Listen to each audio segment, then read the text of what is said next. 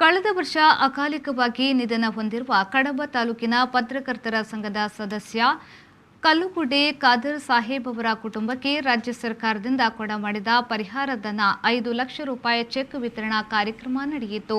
ಕಡಬ ಉಪತಹಶೀಲ್ದಾರ್ ಮನೋಹರ್ ಕೇಟಿ ಖಾದರ್ ಸಾಹೇಬ್ ಅವರ ಪತ್ನಿ ಆಮಿನಾ ಅವರಿಗೆ ಚೆಕ್ ಅನ್ನು ಹಸ್ತಾಂತರಿಸಿದರು.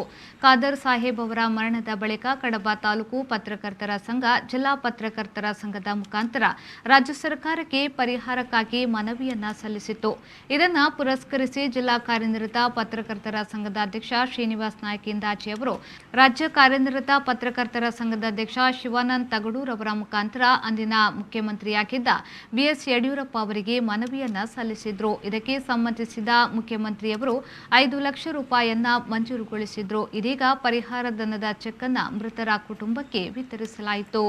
ಈ ಸಂದರ್ಭದಲ್ಲಿ ಪದ್ಮಶ್ರೀ ಪ್ರಶಸ್ತಿ ಪುರಸ್ಕೃತ ಹರೇಕಳ ಹಾಜಪ್ಪ, ಜಿಲ್ಲಾ ವಾರ್ತಾಧಿಕಾರಿ ರವಿರಾಜ್, ದಕ್ಷಿಣ ಕನ್ನಡ ಜಿಲ್ಲಾ ಕಾರ್ಯನಿರತ ಪತ್ರಕರ್ತರ ಸಂಘದ ಅಧ್ಯಕ್ಷ ಶ್ರೀನಿವಾಸ್ ನಾಯಕಿಂದಾಚೆ, ಕಾರ್ಯದರ್ಶಿ ಇಬ್ರಾಹಿಂ ಅಡ್ಕಸ್ಥಳ, ಕೋಶಾಧಿಕಾರಿ ಪುಷ್ಪರಾಜ್ ಬಿಎನ್ ಮೊದಲಾದವರು ಉಪಸ್ಥಿತರಿದ್ದರು. ದಿವಾಕರ್ ಎಂ, ವಿ4 ನ್ಯೂಸ್, ಕಡಪ. ದಕ್ಷಿಣ ಕನ್ನಡದ ಪ್ರಖ್ಯಾತ ಹಾಗೂ ಪ್ರಪ್ರಥಮ ಡೀಮ್ಡ್ ಟು ಬಿ ಯೂನಿವರ್ಸಿಟಿ ಎಂಬ ಹೆಗ್ಗಳಿಕೆ ಪಡೆದ ವಿಶ್ವವಿದ್ಯಾಲಯ Yenepoya deemed to be university. Yenepoya institute of technology Moodbidri engineering ನ ಈ ಕೋರ್ಸ್ಗಳಿಗೆ ಅರ್ಜಿ ಆಹ್ವಾನಿಸಿದೆ.